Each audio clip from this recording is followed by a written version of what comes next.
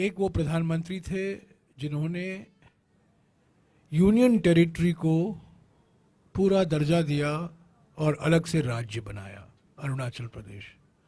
और एक हमारे प्रधानमंत्री हैं जो एक राज्य को डाउनग्रेड करते हैं और उसको यूनियन टेरिटरी बना देते हैं, वो जम्मू और कश्मीर। राजीव गांधी जी दिसंबर 88 को बीजिंग गए। चीन के नेतृत्व के साथ उनकी बातचीत हुई। उसके बाद हमारे संबंध मजबूत हुए। पर राजीव गांधी तभी चीन गए जब हम जमीन पर, सीमा पर हम मजबूत थे और हमें सफलता हासिल हुई। वो उन्होंने चीन के नेता से एक बार बातचीत की, बस 18 बार नहीं, झूले पर बैठकर नहीं, अलग अलग शहरों में नहीं, पर जो समझौता हुआ चीन के नेता डंग शाओपिंग और राजीव गांधी जी के बीच में दिसंबर 1988 में, उसके बाद 1993 में सीमा समझौता हुआ जब नरसिम्हा राव जी प्रधानमंत्री थे। जब 3 साल बाद 96 में जब देवेगौड़ा जी थे, एक और समझौता हुआ। उसके बाद 2002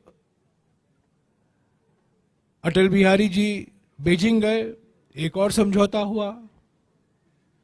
यानी कि दिसंबर 1988 के बाद हमारे संबंध मजबूत होते गए।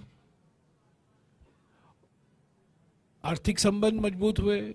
सीमा पर हमारे जो प्रतिनिधि हैं, विशेष प्रतिनिधि, उनके बीच में बातचीत शुरुआत हुई। पर ये सब 2020 में ये कांड समाप्त हो गया। अप्रैल 2020 के बाद एक नया चैप्टर खुल गया। उसके पहले जो कुछ हुए हैं चीन ने भूल गए, और जो लाइन ऑफ एक्शन कंट्रोल है सीमा पर, चीन ने अपने ही मनमर्जी उसको बदल दी। और आज जो जमीन भारतीय जमीन है, जो भारत का हिस्सा है, उस पर कब्जा लेकर बैठे हुए हैं। और प्रधानमंत्री ने तो उनको क्लीन चिट दे दिया है।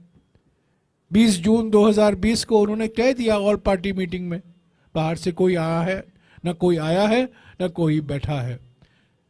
उनका कहने का तरीका ऐसा ही है, ना खाऊंगा ना खाने दूंगा, ना कोई आया है ना कोई बैठा है। और इस क्लीन चिट के कारण हमारा जो बार्गेनिंग पोजीशन है वो कमजोर हो गया है चीन के साथ।